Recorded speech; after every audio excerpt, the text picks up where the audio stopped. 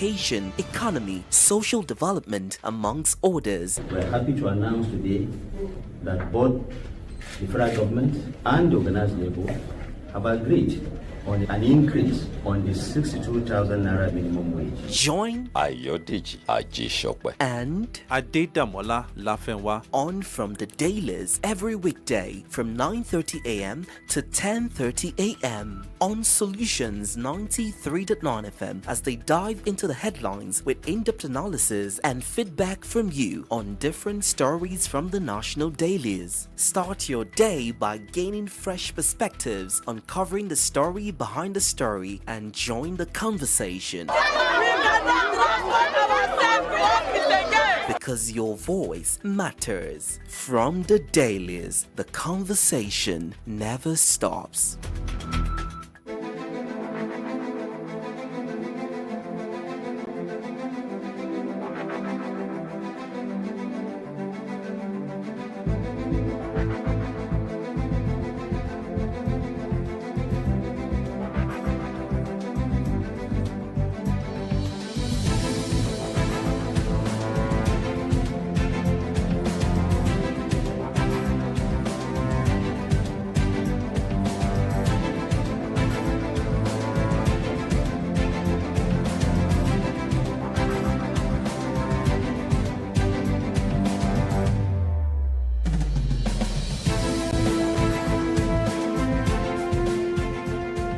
My dear good people of Edo State, in the last few months, the various political parties have embarked on very rigorous campaigns to sell their respective candidates for the office of governor to the people of Edo State, in an exercise which came to a climax yesterday. The attractive thing about democracy is the power it bestows on the people to choose who governs them. Therefore, when this power is blatantly seized from the people, it is not just a tragedy, but a travesty of democracy.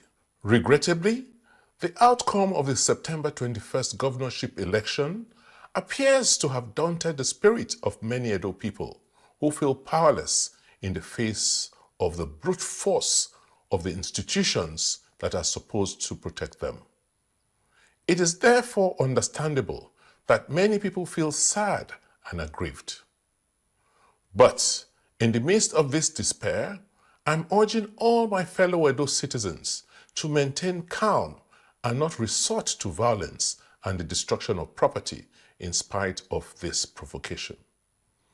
Peace and justice will always win at the end, and this is my prescription to all the good people of Edo State who feel vexed and violated at this time.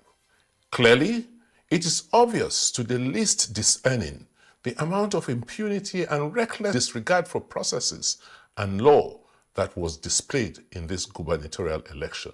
In a democracy, there are always safeguards for addressing grievances, and we hope that all those affected will seek resolution for this blatant disregard of law and process. With this in mind, I implore all Edo people to go about their lawful businesses and rest assured of the commitment of our government to your well-being and security. God bless the people of Edo State. God bless the Federal Republic of Nigeria.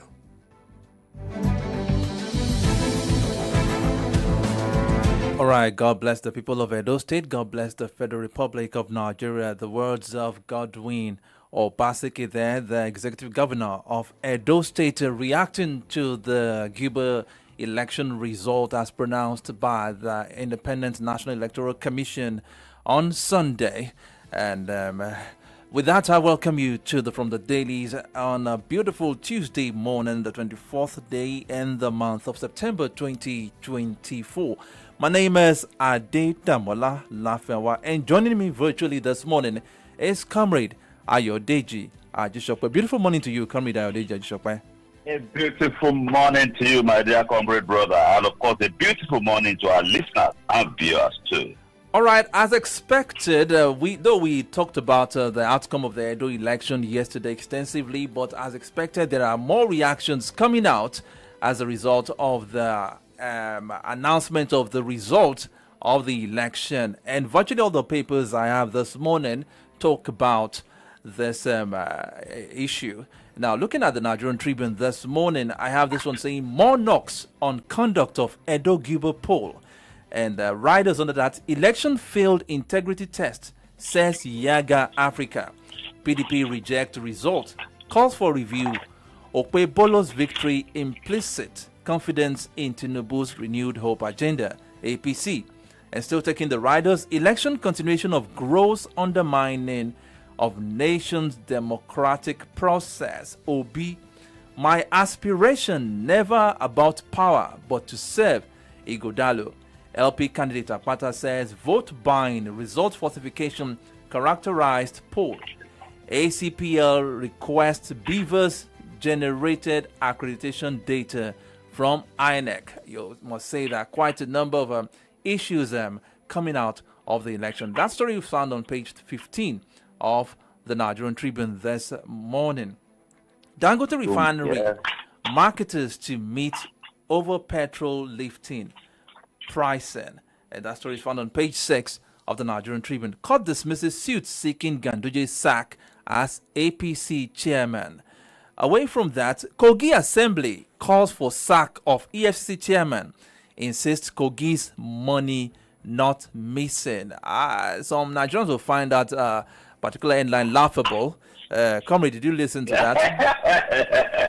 So a lot of Nigerians will find that stand of the Kogi Assembly members so laughable. I mean, Kogi Assembly calling for the sack of...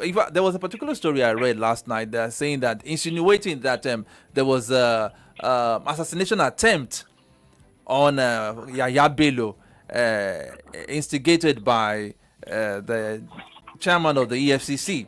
I mean, we'll talk about that if time permits us. We'll talk about it. I don't want to jump in. Okay, we'll talk about that. Okay, moving away from the Nigerian Tribune, let's take a look at the Vanguard newspaper. We have this one still talking about Edo Guber election. Edo, we will meet APC, INEC in court to retrieve mandate. PDP says result unacceptable. Adds APC, PDP turned poll to transaction, not election. Fake Oyebanji, Sanwo-Olu, Abiodun, Ayedatiwa, Ododo, others greet Okpebolo. It was state capture, not election. OB, quite a number of reactions there. Poll failed integrity test. Yaga Africa. Review IREV uploads amid discrepancies. CDD urges INEC. And the last rider says, lawyers' forensic analysis will determine my next move. Akpata, that is coming from the LP candidate at the poll. Away from that, now still talking politics, although we have this one saying, Fubara's loyalists ditch PDP, APC, pitch tent with APP. I mean, interesting thing is brewing in Rivers State. Let's see if Simi Fubara will eventually dump the PDP and pitch his tent also with the APP. Let's see how it goes. Now, Air Peace plane suffers windshield crack on landing at Abuja Airport. Away from the Vanguard newspaper, let's look at the Punch newspaper. PDP demands fresh collation as LP Akpata alleges fraud. INEC must abide by Section 65 of Electoral Act 2022. Damagum. And another writer says, poll was a transaction, not election. PDP. YFG must end petrol subsidy now. Dangote. Still looking at the Punch newspaper. Passengers panic as plane windshield breaks in Abuja. And the last newspaper I'll be looking at this morning is the Guardian newspaper. And this is, we have this one saying, party CSO seek INEC's review of Edo governorship election results. FEC OK's plan to strengthen national value system in schools. After Edo, APC vows to clinch Ondo, Anambra, Rivers. And let me take two more stories on the front page of the Guardian newspaper. Nigerians spent 1.4 trillion naira on epileptic power. Discos owed 385 billion naira. And the last one I'll be taking, EFCC ICPC accused lawmakers of executing constituency projects through proxies. That story is found on page 3 of the Guardian newspaper. So, Comrade Ayodele Shokwe. Yeah. Okay, now let's look into these issues coming up. But before then, I want us to take a listen at what the Labour Party candidate, that is Akpata, what he had to say. Olumide Akpata. Yeah, Olumide Akpata at the end of the announcement of the result. Let's take a listen at what he had to say concerning the result.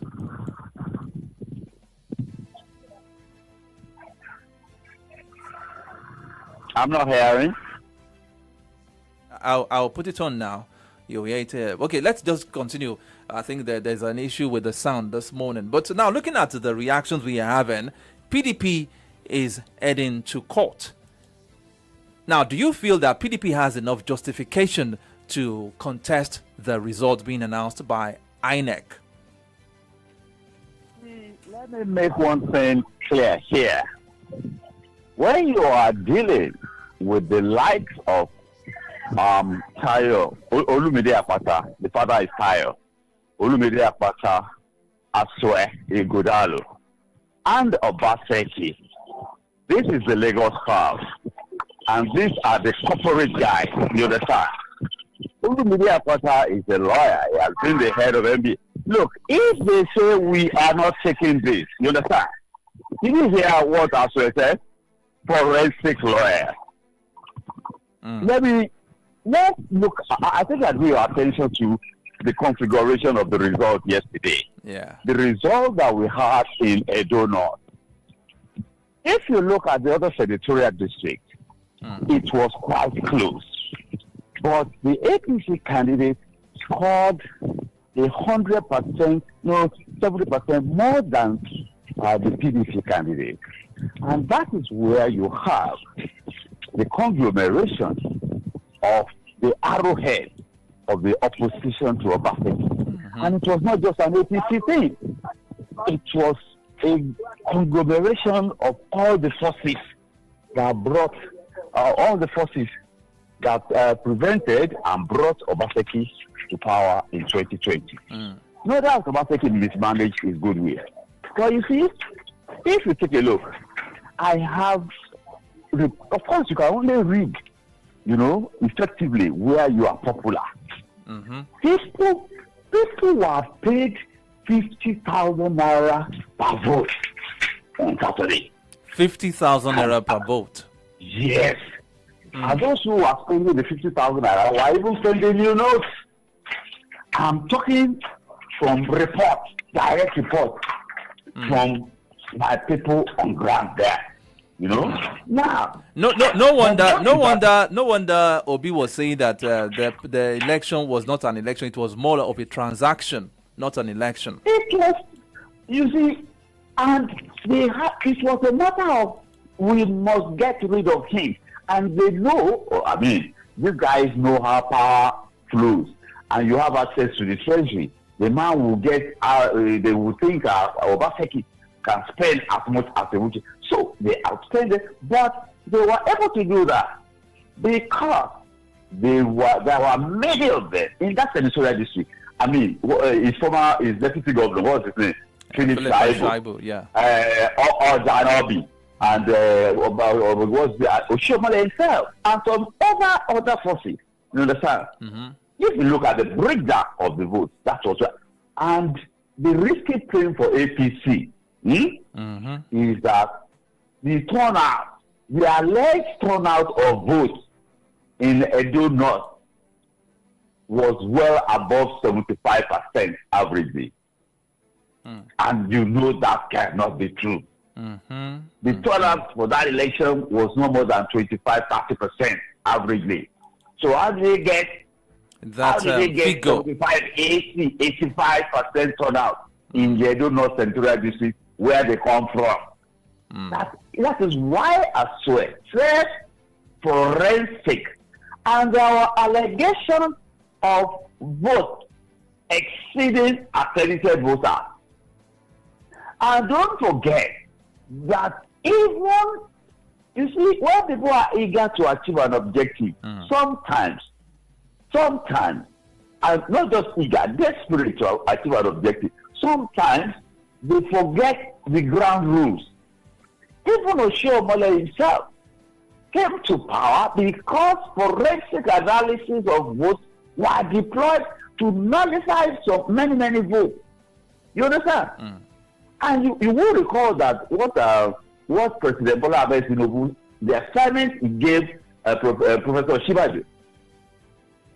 Have you forgotten that they had to bring in forensic experts? And even when Shibaju went to the United States, went to England to look for forensic experts, the biggest forensic expert told him that we have not done forensic analysis for more than probably 1,500 at a time. That you are talking, you want us to come and do forensic analysis for tens of thousands of votes. Understand? This man said, just go, we can't do it. He said, but after a week, he called him back. There are not many forensic analysts available globally. And that was how they were able to establish fraud in the voting pattern in Edo. That was what brought Dr. Oshiomhole into office. And that is the same error that they are committing here. What if these guys, as the corporate, don't forget, as the corporate Lagos, they go and present live evidence to corporate Lagos. And corporate Lagos says this must not happen to one of us, and they back him up. Okay, comrade, let's look at the issue of vote buying. If truly money exchanged hands, yes, on Saturday, what was now the function of EFCC? Because that was why EFCC operatives were on ground. Let me tell you that those guys were not just buying votes; they were buying it in such an efficient manner. It's not as if you will come and say, "I have voted for you. So bring me money." No. What was the function of the EFCC? Because that was the main duty of EFCC. At least what they told us that they were going there. Is this a function of the EFCC or the police? My dear brother. But that was what EFCC told Nigerians, that they were going there to make sure that there was no issue of vote buying. But if people were paid as high as 50,000 naira per vote, that means so much money was expended on Saturday during the election. Look. You see, we're getting things upside down. Is that the function of the EFCC? It is a fundamental assignment of the. There are so many departments. The CID. There's the first CID. There's the Criminal Investigation Bureau. In fact, the CID people don't wear uniform. Criminal Investigation Bureau. They don't even wear uniform at all. You will never see them wear uniform. I know some of them. You understand? They are all over the place. Is this the function of the police, of the AFCC, and then and even the police itself deployed the police service commission people? Some people have been arrested, sure, but every time we hold elections, they arrest people. How many people have been prosecuted? And how many people have been found guilty? Do we get anything after? All right, now let's economic and financial crime. Let's talk about the efficiency of INEC at the just concluded election now, because now we talked about the discrepancies in the figures of the uploaded figures on the IREV as to what eventually came out, and the Center for Democracy Development also is raising a concern concerning that, saying that review IREV uploads amid discrepancies, urging INEC. You see, my dear brother, when we talk about institutions, those institutions are manned by Nigerians. And if one person within the chain, it's always a chain, and the chain is looped together, you understand? In one chain, you might have 100 loops, and then there are strategic locations in that chain If a strategic location, if a strategic loop is compromised, and they know how to identify the strategic loop, and they compromise the strategic loop, that is the end of the entire matter. They just identify. You see, the wreck might be strong, might be up and doing, patriotic. I will deliver on my mandate. Maybe the wreck is just to receive figures that are brought. Will the rest be in polling units? Will the rest be in collation, ward collations? There are polling units, there are ward collation centers, there are local government collation centers before they now bring it to the state level. How many polling units? And you know, Nigeria, the election season is for people to cash out. We don't understand what democracy is all about. We don't. Look, you know now, I mean, you have been in this space for how long? You know our attitude. It's that cannot do it. It is I that cannot do it. You understand? But it's a season to in Edo, on the day of election. Labour Party can, what do you call them, agents, those who are cautious enough, who are calling their leader that, we are no longer with you, we are moving to APC. On the morning of election, 5 a.m. Can you imagine? How are you now going to... And agents are supposed and what prompted, what are we going to say they were bought over, or what caused the, what could have caused the last minute change? Everybody wants to be in the winning party. Let me tell you, in 2003, when the movement to re-elect Obasanjo started, and then they started drumming up, including Aseni Ferry, then they started saying, I watched in shock and amazement as people abandoned us in Alliance for Democracy. And I asked, what is this about? Is it a winning party? I said, is this about winning or what we stand for? You understand?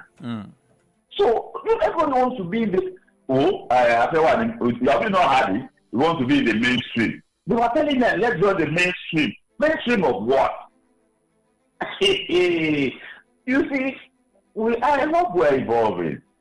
I hope. I was in conversation at a public forum yesterday with a man with a character and integrity, a pastor, and of course a strong man as well. He's in the political arena.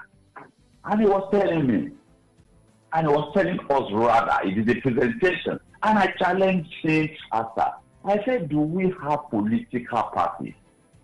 Are political parties critical to our political processes and evolution? He said, yes. Do we have? He said, no, we don't have. So what are we doing?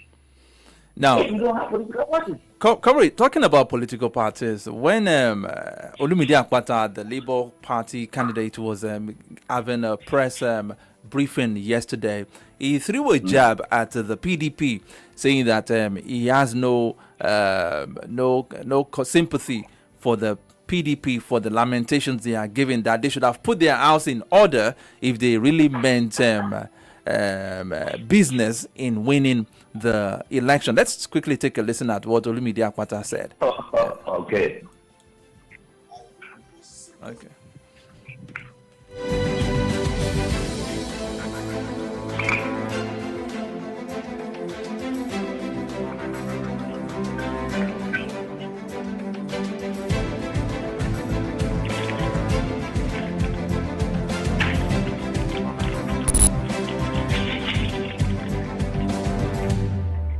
I hold no sympathy for the PDP, who now cry foul after being outmaneuvered in this macabre game of thrones. They willingly participated in the bidding war with the APC, fully aware of the rules from the outset. Their lamentations ring hollow in the face of their own complicity in this democratic travesty.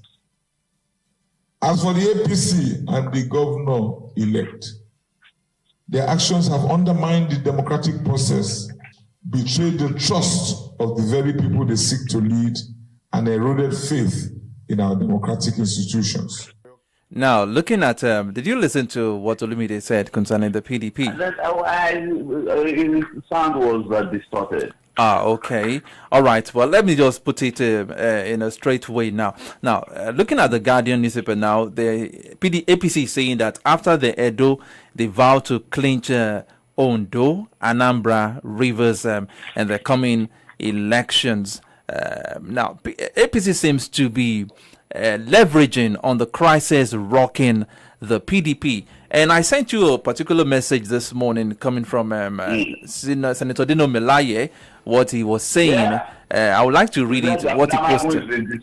What he posted yesterday. He said, with destroyer called Damagum on the wheels, PDP is in the departure lounge, waiting for the boarding pass. Edo experience will be a joke. There are more APC in the NWC than PDP. Senator Dino Melaye. What do you make out of that statement, that post put up by Senator Dino Melaye on his Twitter account yesterday? I read that post yesterday by Dino Melaye. I'm not looking at the messenger. We're looking at the message now, yes. I'm looking at the message. And I can assure you, you see, he's not a prophet of doom. When a people embark on the course of action like this, there are consequences. What is their motivation? Well, it looks like they are agents. But you see, PDP deserves what is happening to it. You understand?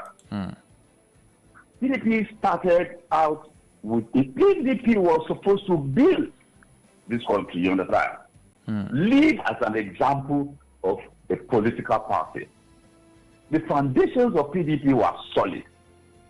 But sadly, Obasanjo came in and rather than play leadership and politics, he played military brass. Now, I want us to look critically at the last sentence in that post. There are more APC in the NWC, that's the National Working Committee, than the PDP itself. What he means is that, look, what is his name? Wike, yes, sir, Wike. Works for Tinubu. He's serving in that Tinubu administration. He's working against a governor of PDP. And he also vowed, before this Edo election, he vowed not to support Godwin Obaseki. He vowed. Yes. A PDP member. A PDP member. And this man is one of the key members of the PDP. We are playing politics of individuals. We are not playing party politics. You see, and it is the same thing. Watch it. It is the same thing that happened to PDP that will happen to APC. This is how PDP started. PDP scattered Alliance for Democracy. They scattered APP. It broke into AMPP. And then Muhammadu Buhari led the AMPP. And then when they penetrated the AMPP too, he left for CPC. Then we had AC. The same thing is going to happen.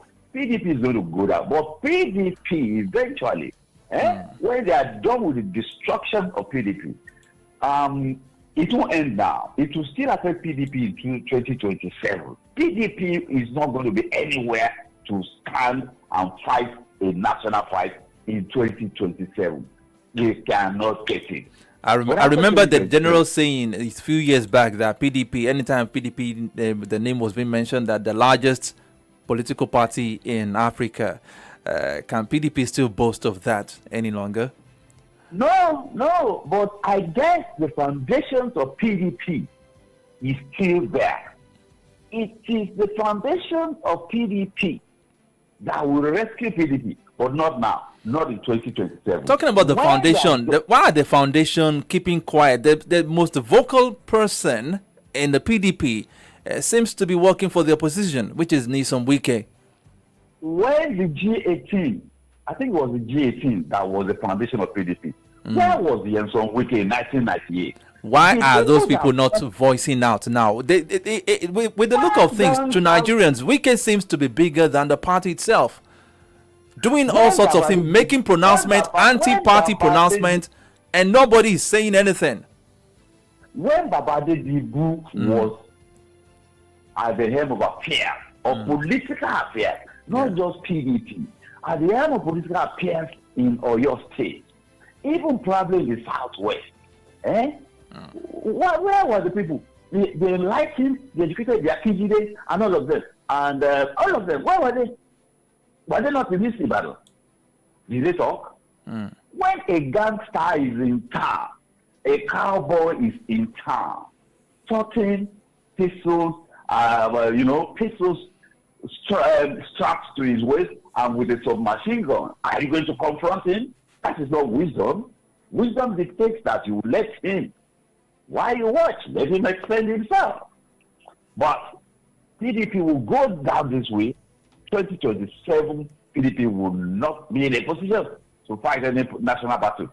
And then maybe after 2027, maybe 2029, they will start reorganizing. Of course, APC to self after 2027, then the disintegration of APC will begin, will set in. That is just it.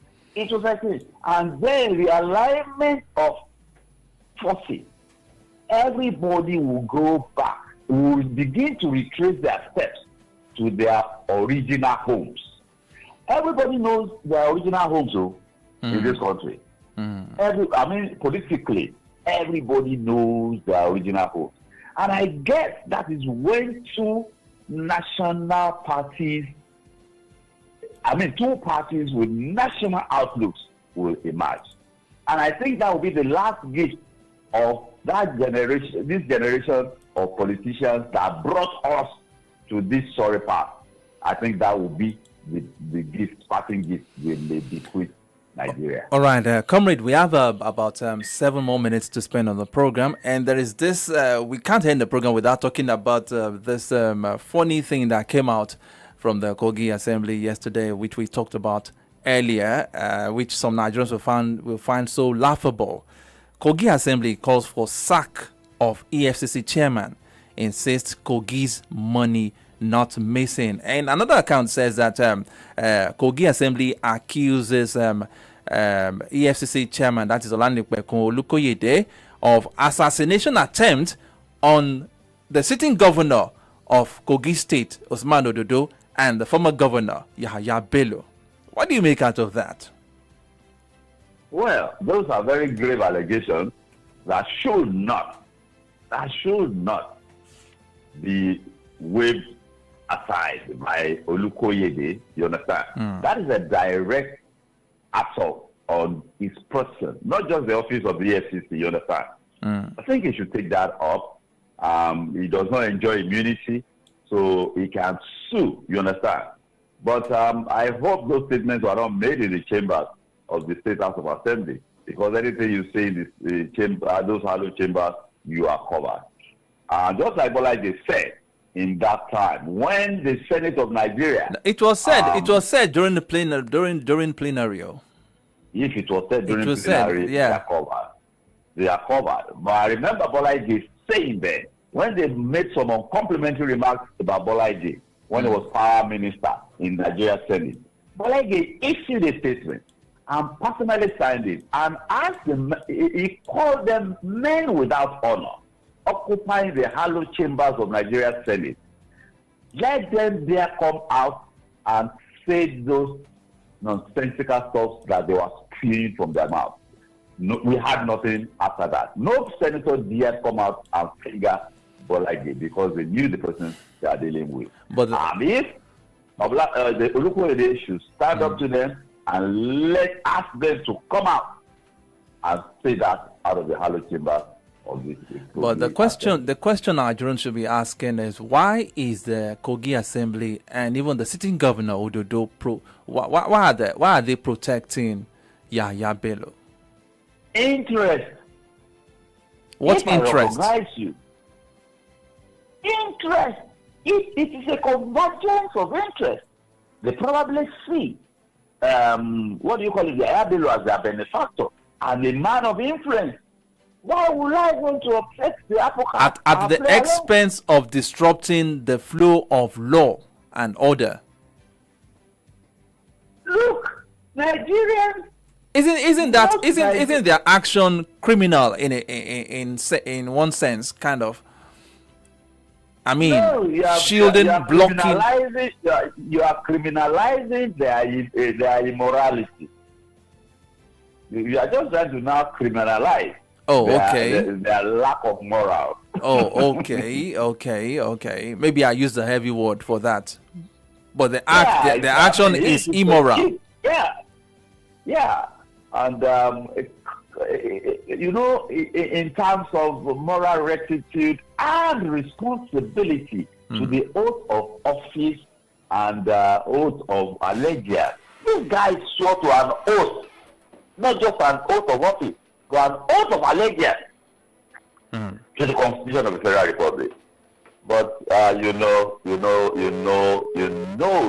and I know that when it comes to service and self, they will choose self over service.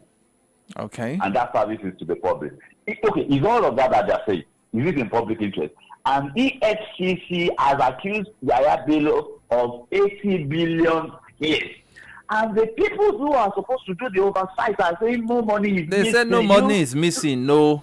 Look at the gap now. Say Kogi's money is not missing, so only God knows where EFCC got the information. That 80 billion is just tip of the iceberg. That's what they can trace and track. You understand?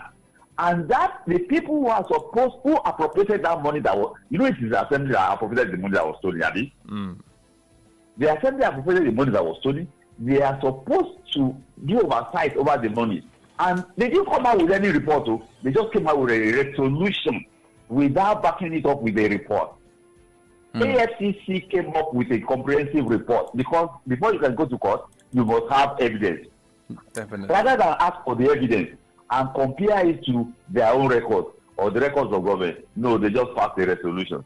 You know the kind of people we have. That is the kind of people representing the people of Kogi State. The state assemblies, the state parliament, just like the national assemblies too, the appendages of the executive. All right, Comrade Ayodeji Ashokwe, that's the much we can take today. We'll do more on this and other issues tomorrow morning, God's willing. God's grace. Okay, thank you very much for being a part of the program. Thank you very much. Okay, that's the wrap for the day. We'll be back again tomorrow morning for a fresh edition of From the Dailies on Solutions 93.9 FM. My name is Ade Damola LAFFY. Stay tuned at 10 o'clock. You'll be have the chance to meet Babatunde Olabade on the program Iweda. Stay tuned to Solutions 93.9 FM.